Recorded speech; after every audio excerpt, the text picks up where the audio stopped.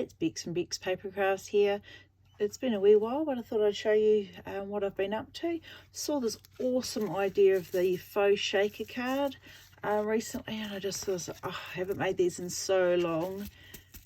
So I just thought it was a good time to show you again.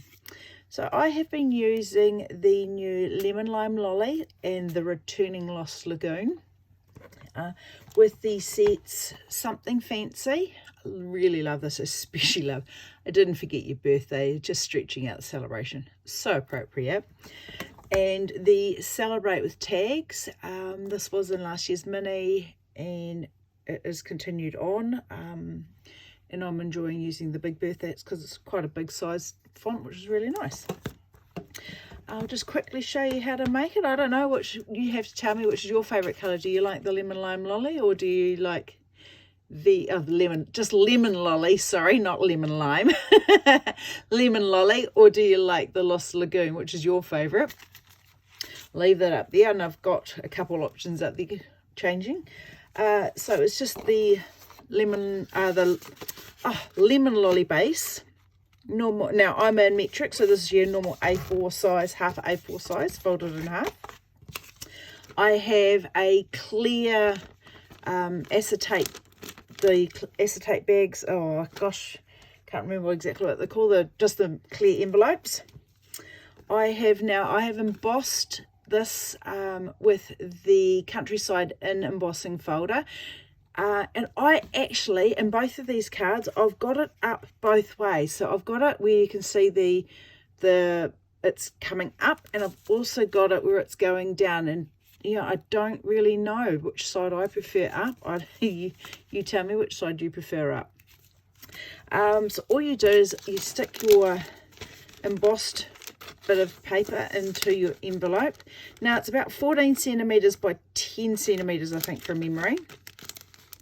And then you grab the iridescent shaker bits. And I have now depending which way up you want your card, but I basically make that the top of my card. I'm going to, actually I probably will turn it back over so that I have the raised bit up, and the envelope will be sealing from below. So I'll stick my shaker bits in. Now I just found it easier to pop them into a wee bag and then pour them in. But then again, they do have a tendency to go absolutely everywhere anyway. And that one. So once you've got them in, you turn your envelope over. Now I found it's easier to seal the bottom first, and then using our seal, running it from the join end down and folding that over. That's making sure you get it as close to that edge as possible, and sealing that down. Then I have run another bit of seal over the two edges, and I have grabbed my ribbon,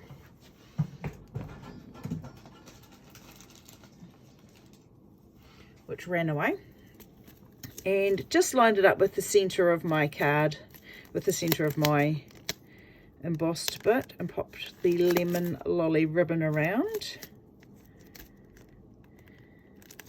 Then I've adhered the whole thing, and it's not as easy when you've got a bit sticking out, but I definitely found the snail easier to use than the Tombow because of the bag.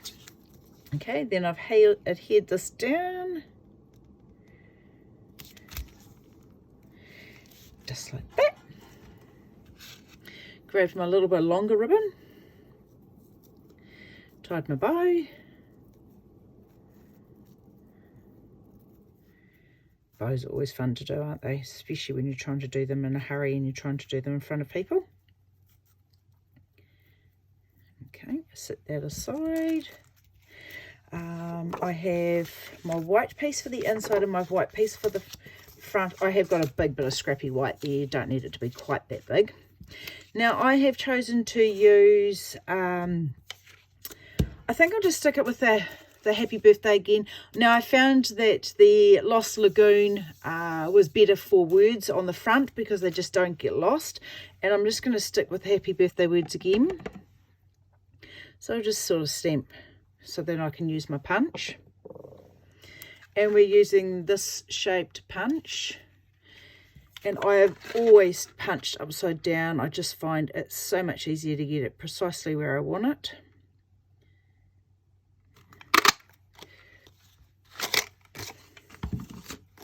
I did do another one, so I might chop and change between whether or not I still want the Didn't Forget Your Birthday.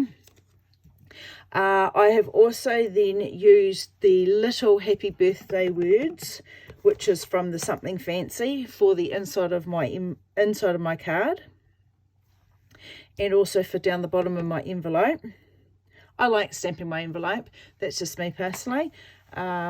We call it committing our envelope. I have one of my ladies who refuses to commit any envelopes because she would like to use them for something else later on. So she never commits her envelope, but oops, oh dear, that didn't really work very well.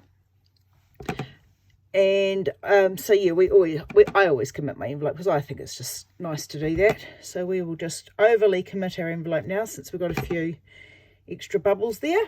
But that's all right, doesn't matter, it looks good still. Right, so we have a well over committed envelope now. We have our front, we have our center. So I just use a little bit of tape in the corners for the inside because it doesn't really go anywhere. And then I'm a dimensional girl, so we'll use our dimensionals, and I use every single bit of scrap I can possibly use. So I'm cutting all my edges and ends and making sure I've used my dimensionals completely, because, you know, there's nothing wrong with the outside bits, they're just shaped a wee bit different. Okay, take those off, and of course, as you can see, I highlight my dimensionals so I know now that I've got sticky bits. That was one thing I learnt years ago and I've stuck with it. Now I'm going to put it just slightly to the, I'm going to do slightly to the left, because then I'll have my ribbon coming off the edge here on my right.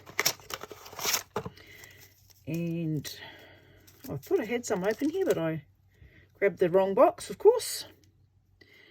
I think I like, yep, you've got to see which way I like my fold. And I'm going to put that onto there. And then we've used the solid gems because they match obviously in the lemon lime lolly as well. And I'll just put them on my card. Oops. Maybe there. I never worry. I just always kind of do it in a triangle though. That was what I was taught. 3 for a triangle. And that is your shaker card done and dusted. Hope you enjoy. Thank you.